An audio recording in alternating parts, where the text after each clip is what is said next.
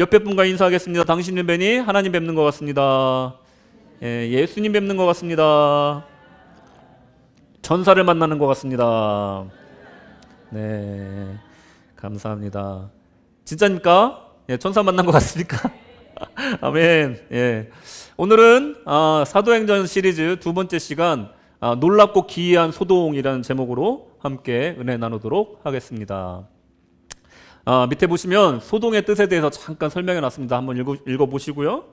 오늘은 지난 시간에 이어 성령님 임재에 대해서 은혜 나누도록 하겠습니다. 여러분, 설교를 시작하기 전에 여러분께 말씀드릴 게 있습니다. 분명히 말씀드릴 게 있습니다. 오늘 아침 이 예배에 다른 어떤 신도 아닌 하나님의 성령께서 임하신 줄로 믿습니다. 아멘. 성령의 임재하시는 조건이 뭘까? 성령의 임재의 자격은 무엇일까? 한번 생각해 보십시오. 성령 임재의 존재 조건은 예수를 구주로 영접하고 그 십자가와 부활을 믿는 자에게 성령이 충만하게 임합니다. 또 때론 성령을 통해서 십자가와 부활을 믿게 만들어 주십니다.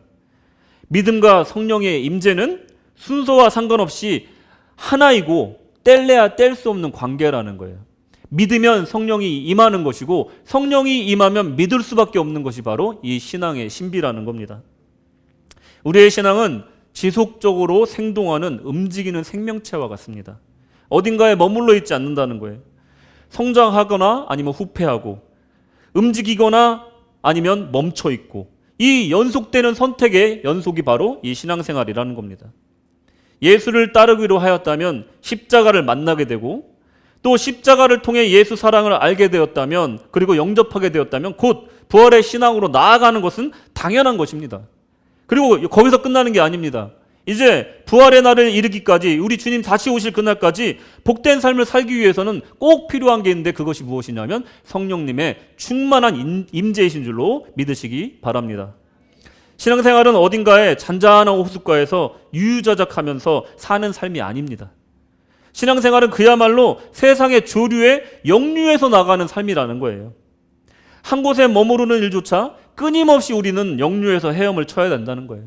마치 백조가 물 위에 떠있기 위해서 물속에서 물갈퀴질을 열심히 해야 되는 것처럼 우리가 한 곳에 머무르는 것조차도 우리에겐 그런 정말 열심히 수영치고 역류하는 그런 활동이 필요하다는 겁니다.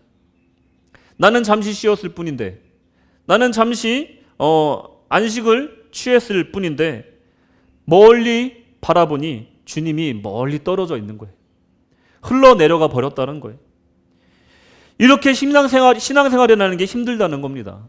나는 가만히 있고 싶은데 가만히 있을 수가 없고 흘러내려갈 수밖에 없는 것이 세상의 조류이고 신앙생활이라는 거예요. 우리 주님은 이런 힘겨운 인생을 아시면서 인생의 고난을 아실 텐데 아무런 대책 없이 우리를 놔두고 승천을 하셨단 말인가 하고 우리가 원망할 수도 있다라는 거예요. 그런데 예수님 곁에 계신 것과 동등하고 하나님 아버지께서 함께하는 것과 한치도 다를 것이 없는 바로 성령님께서 우리를 이끌어가는 단계로 우리를 나가게 하기 위해서 우리 주님께서는 승천하셨다는 거예요. 내가 가는 것이 오히려 너에게 더 좋다라고 말씀하시면서 이 성령님을 약속하신 겁니다. 여러분, 예수를 믿는 모든 신자는 성령님의 인도를 받아야 합니다. 오늘 잔잔한 우리 삶 속에 소동이 일어나야 됩니다. 놀랍고 기이한 일을 체험하며 영적인 풍요와 만족감이 충만한 삶으로 우리를 이끄시는 성령님의 역사를 보기 위해선 분명히 우리 심령 가운데 소동이 일어나야 됩니다. 여러분의 심령 가운데 이 영적인 놀랍고 기이한 소동이 오늘 일어나기를 주님의 이름으로 축원합니다. 아멘. 첫째로 소동이 있는 날에 어떤 일이 있었는가 한번 살펴보도록 하겠습니다. 그날 그 놀랍고 기이한 소동이 일어난 날 바로 오순절이었습니다. 여러분, 오순절은요 맥추절 다음 날, 그러니까 이 77절 다음 날이라고 말을 하는데 이 6월절로부터 50일 지난 게 이제 오순절입니다. 그래서 오순이에요. 6월절은 무슨 일이 있었습니까? 예수님께서 십자가에 돌아가시고 또 부활하신 그 날이 바로 이제 오순절인 겁니다. 그러니 6월절로부터 50일이 지났다는 것은 그 50일 후에 밀을 추수하게 되는 그 시기가 오기 때문에 이스라엘은 큰 명절이었다는 거예요. 이날은 출애굽 후에 또 율법을 받은 날이기 때문에 또 중요한 날이라는 거예요. 오순절은. 그 두 가지 의미가 있는 거예요. 미래 추수의 감사, 그리고 또 하나는 율법에 감사하는 날이었다는 거예요. 그런데 또 성령 강림주일까지 겹쳐서 너무나 중요한 날이 되었다라는 겁니다. 당시 예루살렘의 분위기를 한번 생각해 보세요. 어땠을까? 그 분위기가 어땠을까 한번 생각해 보시기 바랍니다. 오순절 분위기는 마치 명절날 아마 재래시장 같은 그런 분위기였을 겁니다. 이 오순절이라는 건요, 6월절부터 오순절 그날까지 이 50일 전체를 기간으로 말하는 거예요. 기간, 사순절처럼. 그 날을 말하는 게 아니고 그 기간을 말하는 거예요. 그 기간 안에 수많은 사람들이 각처에서 예루살렘으로 예배드리기 위해서 모입니다. 마치 우리나라 설날 추석이랑 똑같고, 그리고 중국의 춘절 같은 그런 큰 명절 같은 거예요. 곳곳에 흩어졌던 유대인들이 절기를 지키기 위해서 예루살렘에 모여서 북적북적한 걸 말하는 겁니다. 큰 명절 분위기라는 거죠. 각처 소식과 각처에서 온 사람들과 또 그 사람들을 상대하는 장사꾼들, 수많은 사람들이 아주 좁은 공간에 모여서 왁자지껄 모인 곳이 바로 그 예루살렘 그 당시였다라는 거예요. 근데 여러분, 대조적으로 마가의 다락방에 그 분위기는 달랐을 거라는 거예요. 그 왁자지껄하고 시끄러운 그 분위기, 북적북적한 분위기와는 사뭇 달랐을 거라는 겁니다. 120명이 모여 있었어요. 다락방이라고 하면 우리 생각에는 아주 작은 공간이지만 성경학자들은 그렇게 작은 공간이 아니었다라고 얘기를 합니다. 그럼에도 불구하고 120명이라는 그룹은 작지 않은 그룹이기 때문에 그 넓은 공간이라 할지라도 120명이 모인 곳은 북적북적할 수밖에 없는데, 그래도 질서를 유지하면서 차분한 분위기에서 기도에 열중했다는 겁니다. 사뭇 밖의 분위기와 달랐다는 거예요. 이 기도에 열중하고, 그리고 그 기도 제목은 딱 한 가지밖에 없었다는 겁니다. 그것은 바로 성령님을 기다리는 기도였다는 거예요. 여러분이 생각할 때는 얼마나 오래 기도했을 것 같습니까? 여러분, 이게 딱 산수거든요. 산수. 이거는 성경 기주에 많이 나오는 건데, 자, 6월절부터 오순절까지 며칠이라고 그랬죠? 50일. 그러면 예수님께서 부활하시고 제자들에게 나타난 날짜는 며칠? 40일. 그러면 기도한 기간은 며칠? 열흘 동안 기도한 거예요. 성령을 주십시오 하고 집중적으로 기도한 날짜는 딱 열흘이었던 겁니다. 그동안에 얼마나 전념해서 기도했는지 이들은 그 다락방에서 정말 하나와 같이 기도를 했다는 거예요. 기도는 딱 한 가지 제목으로 기도한 거예요. 성령을 주시옵소서 기도한 겁니다. 48절, 누가복음 24장 48절 49절을 보시면, 너희는 이 모든 일의 증인이라. 볼지어다 내가 내 아버지의 약속하신 것을 너희에게 보내리니 너희는 위로부터 능력을 입히울 때까지 이 성에 유하라 하시니라. 제가 이어지는 이 설교를 통해서 왜 이 예루살렘에 유하라고 머물라고 예수님께서 명령하셨는지 이따가 설명을 드릴 건데, 이 명령에 따라서 이들은 한 곳에 모여서 기도하고 있었다는 거예요. 위로부터 능력을 입히울 때까지 이 예루살렘에서 모여서 기도하고 있었다는 겁니다. 그때 열흘째 되던 날 드디어 이 놀랍고 기이한 소동이 일어납니다. 2절, 호련히 하늘로부터 급하고 강한 바람 같은 소리가 있어 저희 앉은 온 집에 가득하며. 아멘. 이 호련이란 말은 suddenly를 말하는 거예요. 갑자기예요. 갑자기. 기도하고 있는데 갑자기 휘 하고 바람이 불기 시작한 거예요. 그리고 으르릉 하는 이 roaring이라고 그랬어요. roaring. 뭐냐면 짐승이 으르렁거리는 소리예요. 바람이 쉬 불고 으르릉 하는 소리가 갑자기 크게 나고 웅장하게 나더니 그 120명이 모여있는 그 다락방을 가득 채우게 됐다는 거예요. 얼마나 깜짝 놀랐겠습니까? 기도하고 있는데 갑자기 짐승의 울음소리 같기도 하고 큰 바람 소리가 나서 거기를 휘어 감은 거예요. 그러니 그 방에, 그 다락방의 그 분위기는 순식간에 조용해졌을 거라는 거예요. 그 소리만 들렸을 거라는 거예요. 그 바람 소리는 이 120문도가 모여있는 다락방을 가득 채웠다라고 얘기를 해요. 아마도 그 소리가 너무 커서 그 바람과 함께 그 큰 스피커 앞에서 나오는 그 음향풍과 같은 그 바람도 같이 나왔다는 거예요. 소리가 워낙 크고 그 또 바람도 셌기 때문에. 이제 하늘로부터 갑자기 불어온 바람과 소리는 그 모습을 바꿔서 이제 강렬한 불길로 바뀝니다. 불길로. 그리고 그 모습이 불의 혀와 같이 갈라졌다라고 기록하고 있습니다. 잔잔히 타오르는 장작불이 아닙니다. 이것은 불꽃이 마치 포효하는 짐승처럼, 짐승의 혀처럼 막 움직이는 생동감 있는 상태를 말하는 거예요. 우리가 오늘 아침에 살펴본 이 첫 번째 소동의 모습이 바로 이런 모습이었다는 거예요. 첫 번째로 강한 바람과 소리는 무슨 의미를 갖고 있는가? 여러분, 성령님 하면 생각나는 이미지가 뭐가 있습니까, 여러분? 성령님, 그럼 뭐가 생각이 나세요? 오늘 말씀 빼고, 뭐 강한 소리 말고, 또 불 말고, 또 뭐가 있을까요? 네? 비둘기? 비둘기가 있죠? 자, 요단강에 우리 주님께서 가셔서 세례 요한에게 세례를 받을 때 하늘에서 뭐가 내려옵니까? 비둘기와 같은 성령께서 내리십니다. 우리가 생각하는 성령님의 모습은 바로 이런 이미지예요.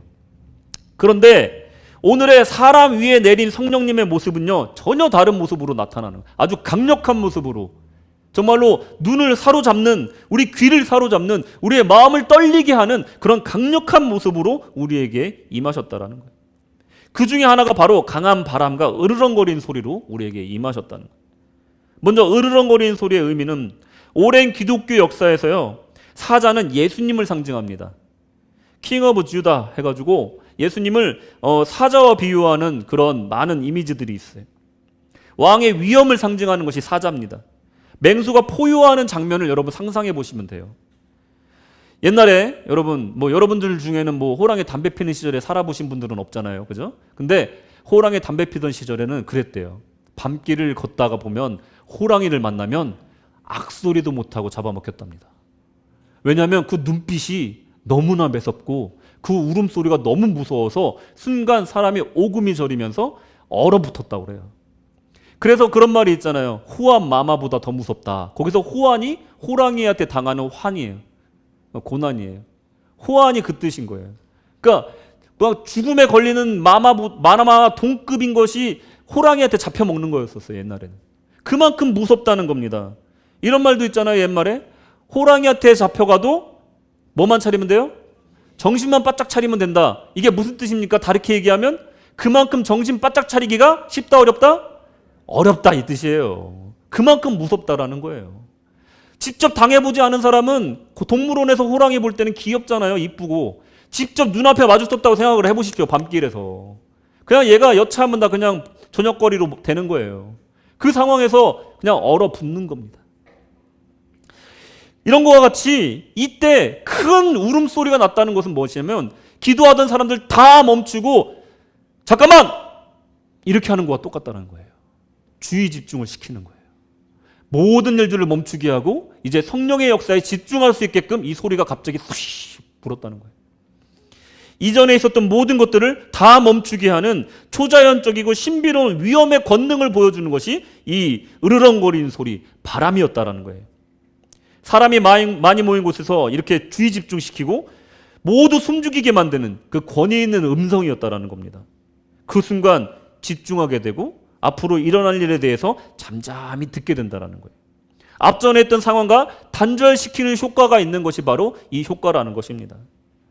강한 바람이라는 것은요, 여러분, 강한 바람. 이 강한 바람의 의미는 무엇이냐면, 여러분, 헬라어 중에 푸뉴마라는 게 있어요. 푸뉴마. 성령을 헬라어로 푸뉴마라고 해요. 근데 이 헬라어 푸뉴마를 다른 뜻을 찾아보면 바람이란 뜻이 있어요. 바람.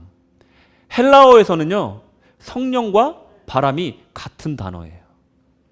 우리가 바람이 분다라고 얘기를 하면 헬라어는 성령이 오신다, 성령이 분다, 바람이 분다와 똑같은 말인 거예요.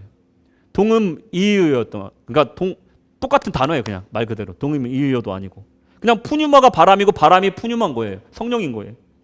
헬라어는 그렇다는 거예요. 참 흥미롭습니다. 바람은 어떻게 생깁니까? 기압의 차이가 생기면 바람이 불어요. 기압이 똑같으면 바람이 안 불고 잔잔한 거예요. 고기압이 생기고 저기압이 생기면 고기압에서 저기압으로 공기가 이동하면서 바람이 생기는 거예요. 공기의 요동이 생겼을 때 바람이 생긴다는 거예요. 바람은 기압 차이에 의해서 움직임이 생기는 건데 바람이 정말로 중요한 건 뭐냐면 어디서 불어오는가가 중요하다는 거예요. 특별히 팔레스타인 지역에서는요, 바람이 어디서 불어오는가에 따라서 재앙의 바람이 되든 축복의 바람이 되었다라는 거예요. 제가 예를 들어 드릴게요. 팔레스타인 지역에서는요, 동풍과 남풍, 동남풍 이것이 불어오면 사람들이 긴장을 합니다. 왜냐하면요, 건조한 바람이에요. 그리고 아라비아 사막에서 불어오는 사막의 바람이에요. 그리고 뜨거운 모래바람, 시스코였어요.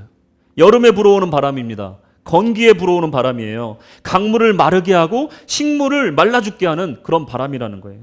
때로는 너무나 세서 배가 파손되는 폭풍으로 변하기도 한다는 거예요. 그리고 또 한 가지는 메뚜기 떼를 몰고 오는 재앙의 바람이 바로 동풍과 남풍이었다는 거예요. 어디서 오는가가 중요하다는 거예요. 또한 서풍은 축복의 바람입니다. 축복의 바람. 지중해에서 불어오는 아주 습한 바람입니다. 비를 동반하고 있어요. 또 메뚜기 떼를 몰아내는 바람이에요. 그리고 여러분, 출애굽했던 이스라엘 백성들이 하나님께 기도해서 받았던 메추라기를 몰고 왔던 바람이 바로 서풍이라는 거예요. 서풍이 그런 축복의 바람이라는 거예요. 북풍은 뭡니까? 헤르몬산에서 온 아주 산바람, 시원하고 상쾌한 바람이에요. 비를 동반하고 있는 바람이에요. 처음에는 참 시원하고 상쾌한데 이게 갑자기 동풍과 만나면 이게 어떻게 변하냐면 유라굴로로 바뀌네요. 유라굴로.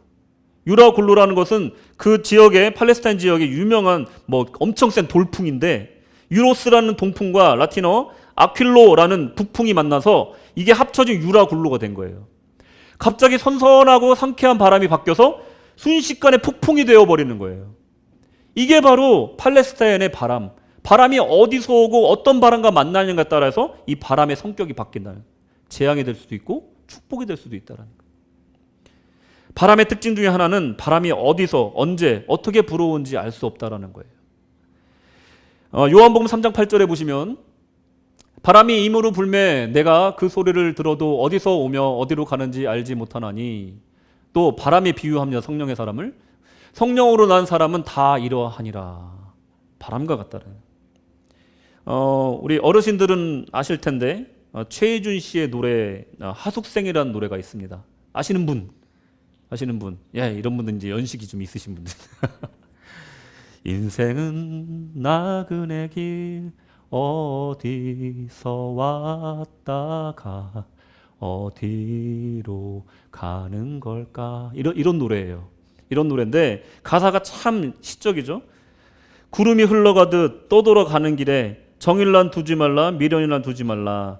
인생은 나그네 길, 구름이 흘러가듯 정처 없이 흘러서 간다. 여러분, 이게 인생이에요. 예수님 안 믿는 사람한테는 인생이 이런 나그네 길이에요. 정처 없이 가는 거예요. 목적 없이 가는 거예요. 그게 바로 인생이라는 거예요. 그냥 사는 거지 뭐. 이게 예수 안 믿는 사람들의 나그네 인생이라는 거예요. 우리는 갈 곳이 있잖아요. 본향이 있잖아요. 여러분, 나그네와 여행객의 차이는 뭡니까?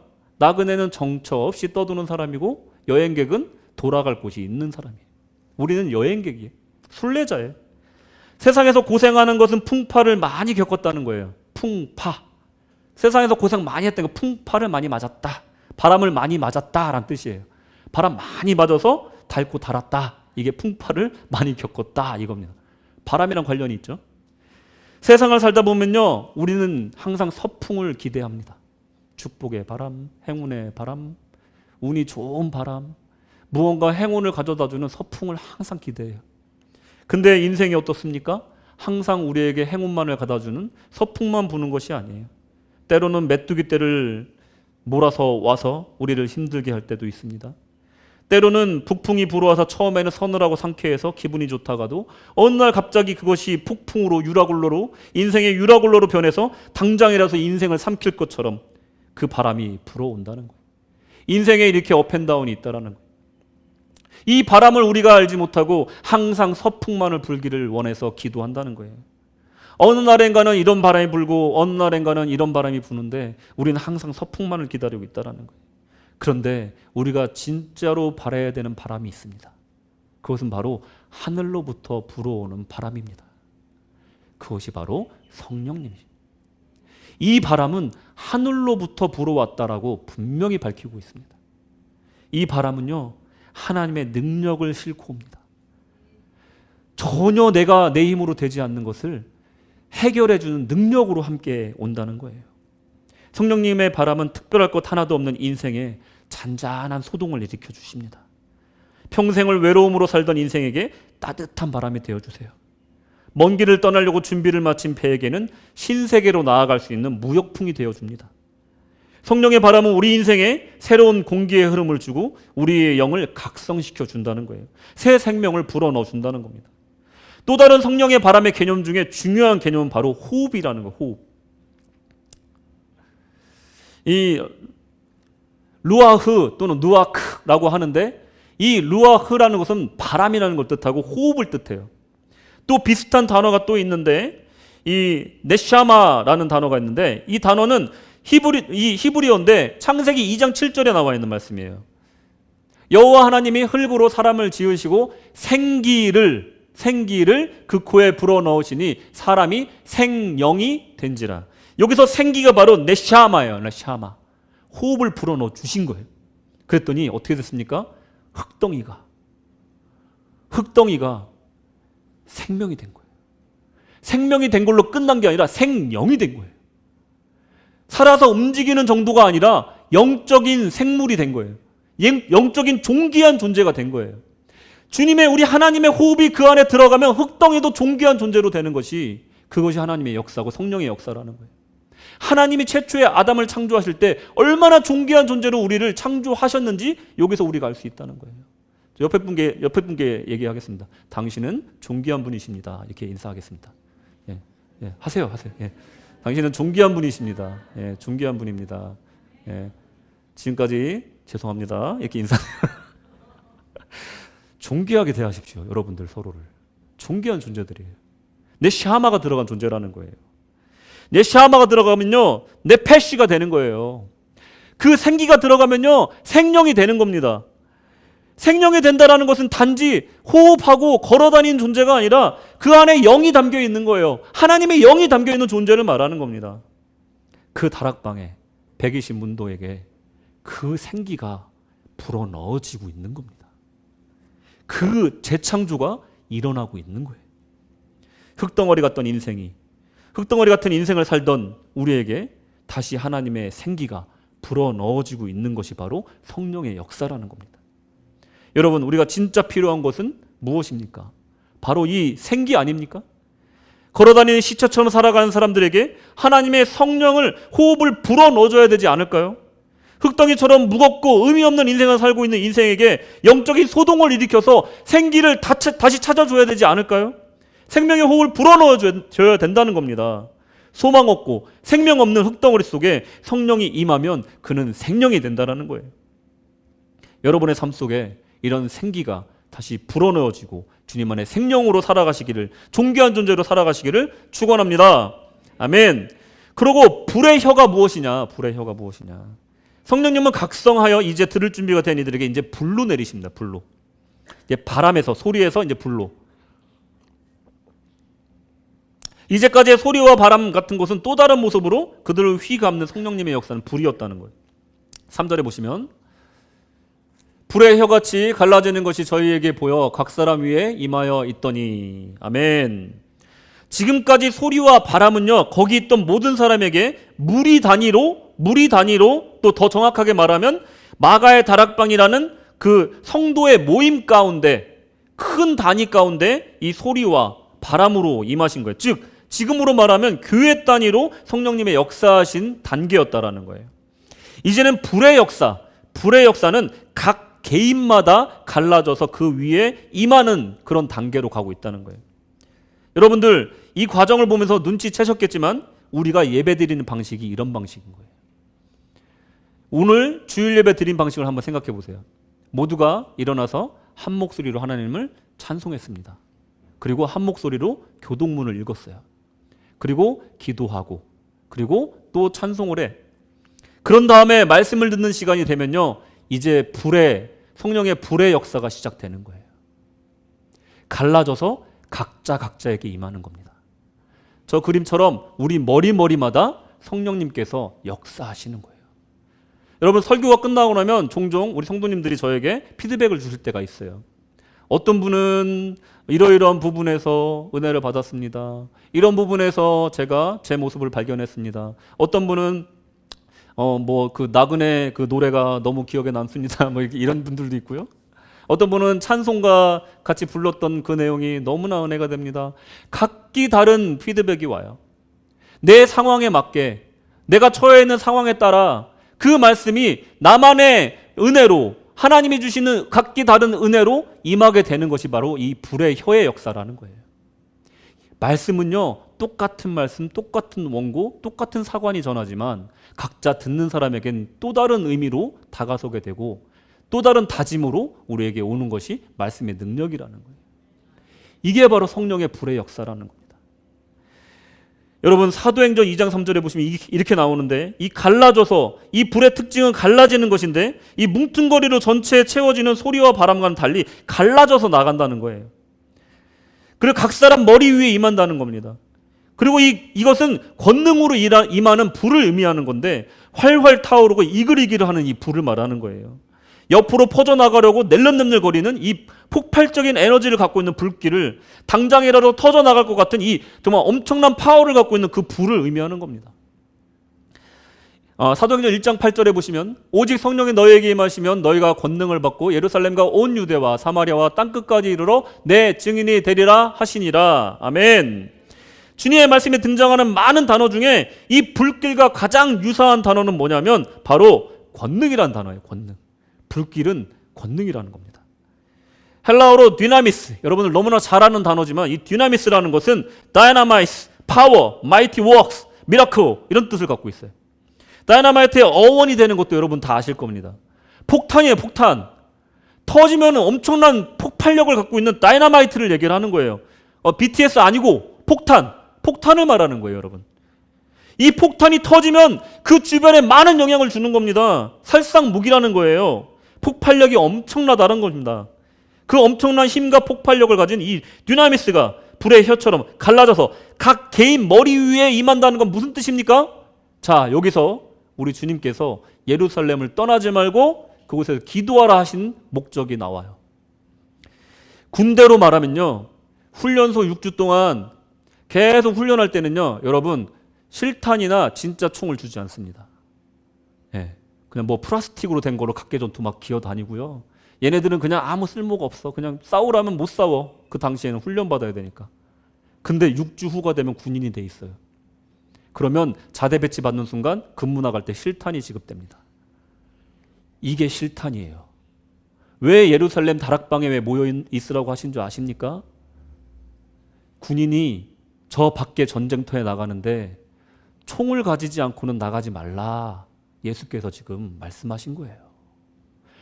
기도하지 않고서는 집 밖에 나서지 말라. 지금 말씀하신 거예요. 성령 받지 않고서는 영적 전투에 나가지 말라. 지금 말씀하셔서 예루살렘에 머물게 하신 겁니다. 성령 받기 전에 주님의 제자들 120명은요, 120명이 작은 그룹이 아닐지라도 아무것도 할 수 없는 훈련병에 지나지 않다라는 거예요. 개인 화기를 지급받지 못한, 슈루탄을 지급받지 못한 전투할 수 없는 군인이라는 것을 우리가 발견할 수 있는 겁니다. 여러분이 얼마나 용감한지 아시겠죠? 기도하지 않고 직장에 가고 기도하지 않고 밖에 나가니 얼마나 용감합니까? 그러지 말라는 거예요. 그러지 말라는 거예요. 우리 주님께서 dynamis를 줄 테니 dynamis를 받기 전까지는 절대 나가지 말라는 겁니다. 개인 화기를 지급받기 전까지는 절대로 전쟁터에 나가지 말라는 거예요. 그냥 옷만 입고 나가면 그 총알이 빗발치는 그 전쟁터에서 100점 100패 그 목숨을 지킬 수 없다라는 겁니다. 영적 전투에서 이길 수 없으니 너희들은 다락방에 모여서 능력이 임할 때까지 기다리고 기도해라. 주님이 예루살렘에 남아있으라 한 이유는 그겁니다. 여러분이 이 자리에 있는 이유가 바로 그거예요.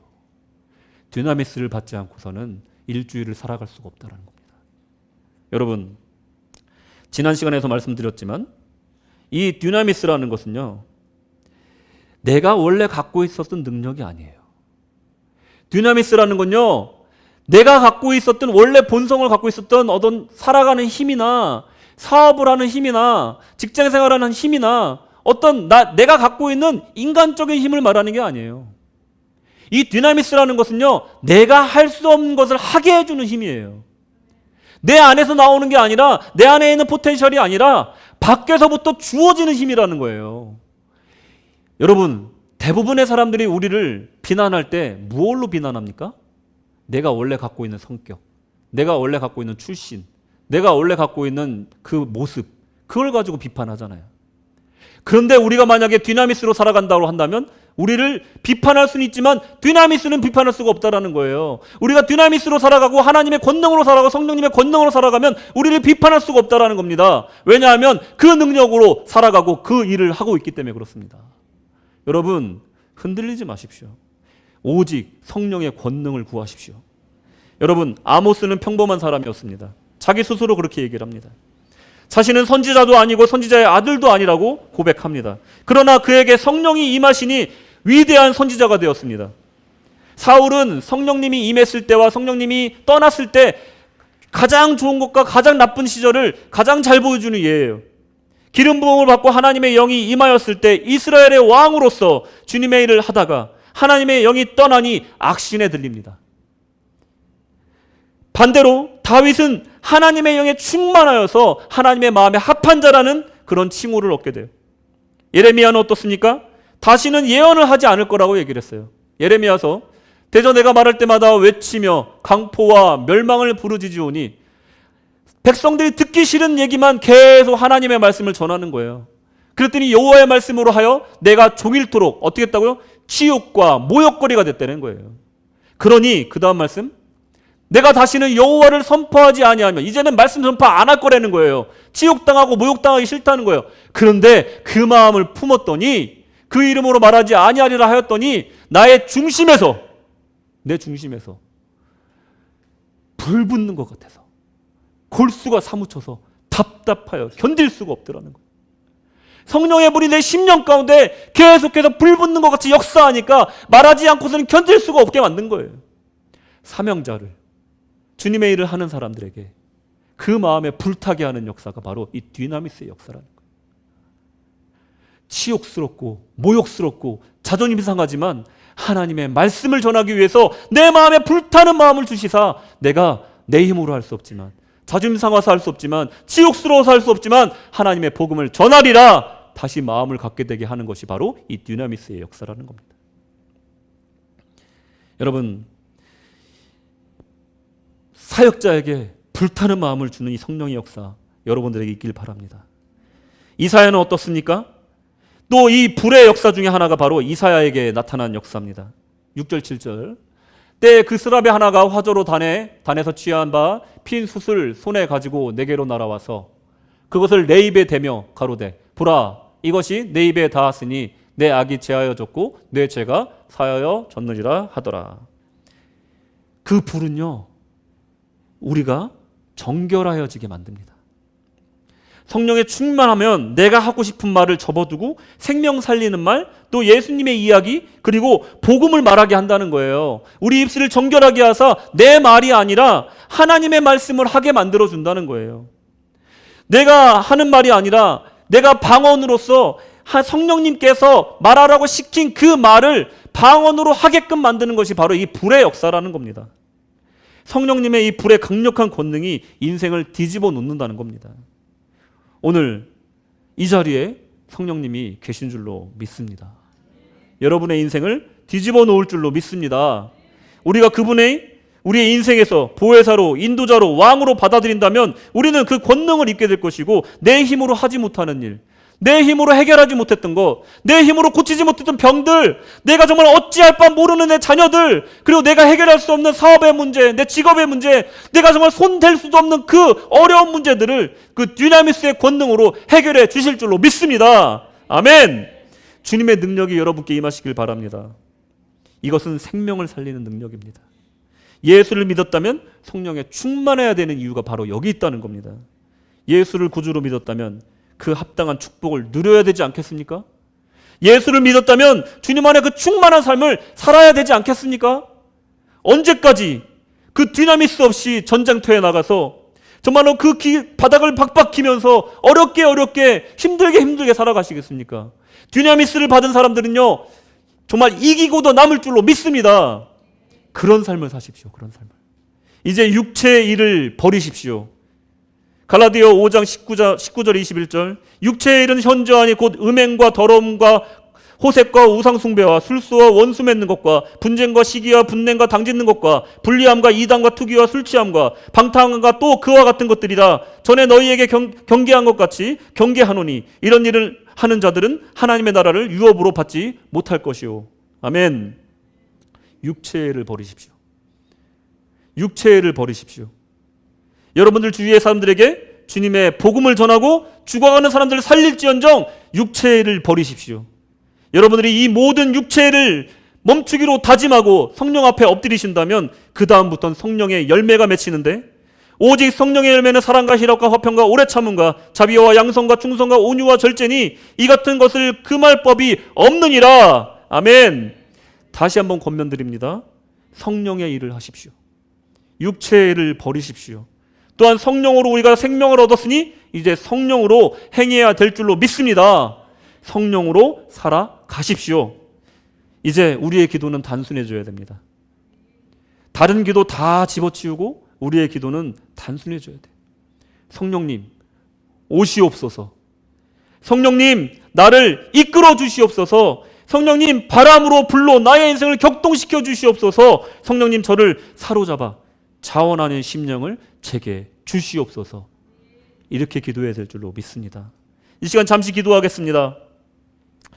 내가 지금까지는 내가 하고 싶은 말을 하고 살고 내가 지금까지는 내 생각으로 살았다라면, 내 힘으로 힘들게 살아왔다라고 한다면 이제는 주님의 권능을 받기를 원합니다. 성령의 권능을 받기를 원합니다. 이 시간 강한 바람과 같은 그 소리로, 그 강한 짐승의 소리와 같은 으릉대는 그 강력한 힘으로, 또한 불의 혀와 같은 능력으로, 권능으로, dynamit의 힘으로 나를 정말 사로잡아 주시옵소서. 주님, 내 힘으로 살지 않겠습니다. 내가 하고 싶은 말을 하고 살지 않겠습니다. 오직 주님이 하라 하는 말을 하게 하시고 오직 주님의 능력에 의지하여 살겠습니다. 이 시간 주여 한번 외치고 기도하겠습니다. 주여! 주여! 성령이여 임하여 주시옵소서. 성령이여 임하여 주시옵소서. 생명으로 임하여 주시옵시고 죽어가는 심령 가운데 흙덩어리와 같은 내 심령 가운데 생기를 불어넣어 주시옵시고, 하나님 내가 끌려가지 말게 하시고 주님 안에서 능히 이기는 삶을 살게 하여 주시옵소서. 생명으로 생기로 하나님 임하여 주시옵소서. 임하여 주시옵소서. 각 사람의 머리다 주께서 임하여 주시옵소서. 성령이여 임하여 주시고 권능으로 함께하여 주시옵소서. 권능의 능력으로 함께하여 주시옵소서. 권능으로 잡아주시옵소서. 권능으로 임하여 주시옵소서. 내가 내 힘으로 해결하지 못하는 그 일들을 이제는 주님의 능력으로 해결하게 하여 주시옵소서. 권능에 의지하여 행하게 하여 주시옵소서. 주의 능력에 의지하여 행하게 하여 주시옵소서. 내 힘으로 하려는 그 우둔한 생각을 버리게 하시고 오직 주님께 나아가서 주님의 능력에만 의지하는 복된 삶으로 나아가게 성령의 사람으로 거듭나게 하여 주시옵소서. 아버지여, 예수를 믿었사오니 복을 누리기를 원합니다. 예수를 믿었사오니 능히 이기는 삶을 살기를 원합니다. 악한 영에게 휘둘리지 않기를 원합니다. 아버지여, 성령의 사람 되게 하소서. 능력의 사람 되게 하소서. 권능의 사람 되게 하소서. 아버지 역사하여 주시옵소서. 오늘날 이 자리에 하나님의 성령이 임하였음을 믿습니다. 지금까지 힘겹게 세상의 요행을 바라며 서풍을 바라며 세상에 흘러가는 대로 살아갔던 내 인생이 이제는 주님의 dynamit의 성령의 권능이 임하여서 능히 이기고도 남는 삶을 살게 하여 주시옵소서. 내 힘으로 해결할 수 없는 일들, 내 힘으로 고칠 수 없는 병마들을, 하나님 내 힘으로 어찌할 수 없는 자녀들을, 내 힘으로 어찌할 수 없는 관계들을, 내 힘으로 어찌할 수 없는 사업과 직장과 모든 일들을 이제는 주님께 맡기오니 내 힘으로 해결할 수 없사오니 주님의 권능으로 해결하여 주시옵소서. 이 시간 성령의 사람으로 거듭나게 하여 주시옵소서. 이 시간 우리 성령님께서 충만히 우리들의 머리마다 임한 줄을 믿습니다. 이제 그 삶으로 이제는 돌아보지 말게 하시고 계속해서 천국을 향해 달려가게 인도하여 주시옵소서. 함께 하시길 원하며 예수님의 이름으로 기도드렸습니다. 아멘.